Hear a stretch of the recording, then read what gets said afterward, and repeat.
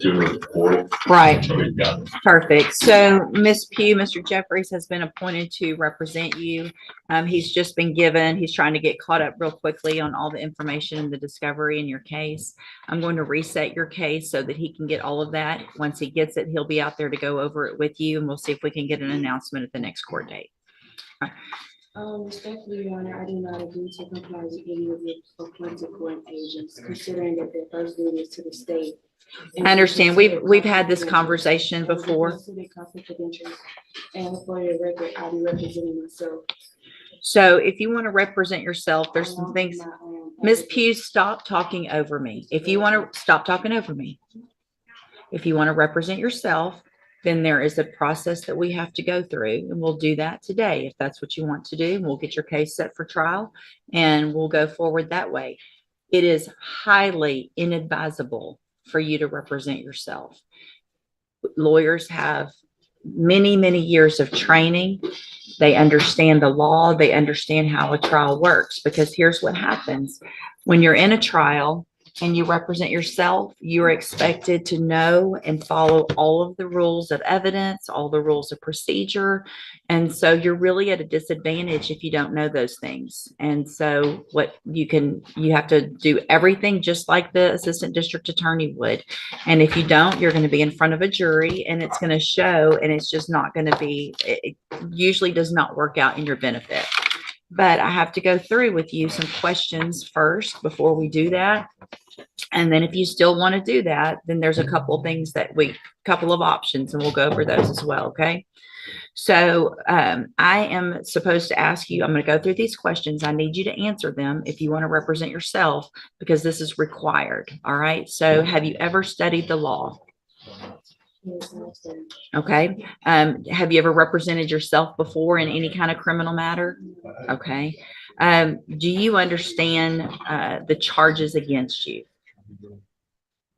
I know I'm being accused of. Okay. And so do you know, and we've gone over before, I think, what the range of punishment is if you're found guilty on a jury? Do you know what that is? Let's see. Hold on a second. Let me pull you up here. We'll go over that again as well. The date of that allegations from June 22nd of 2021.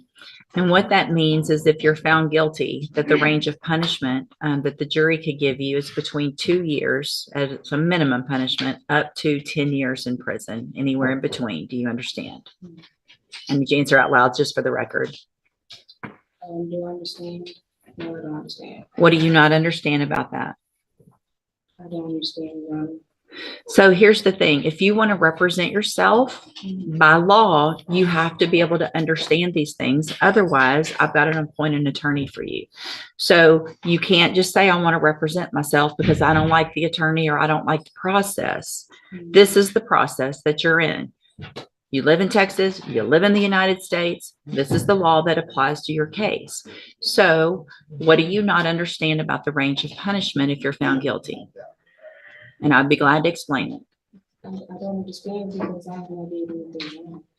That's what a jury's for, right? And so if you say you're not guilty, then you go in front of a jury and they determine, after they listen to the evidence, if you're guilty or not. That doesn't have anything to do with if they find you guilty, you understanding that they could send you to prison for between 2 years and up to 10 years. Do you understand that part?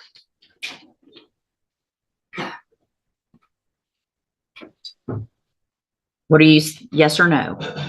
No, you don't understand that.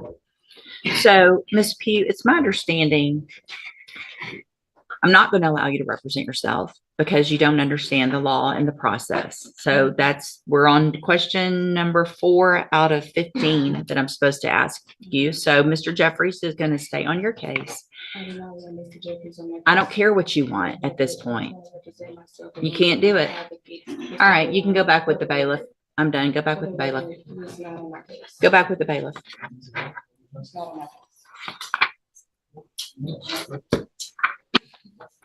Welcome to the criminal appointment list. Yeah, fun, Judge. This was not meant to be any kind of punishment, I promise. So we'll do, so Mr. Jeffries, just, I mean, get ready like you would. Probably it's going to go straight onto a jury. Right, I would And assume. we'll just get it figured out that way. All right.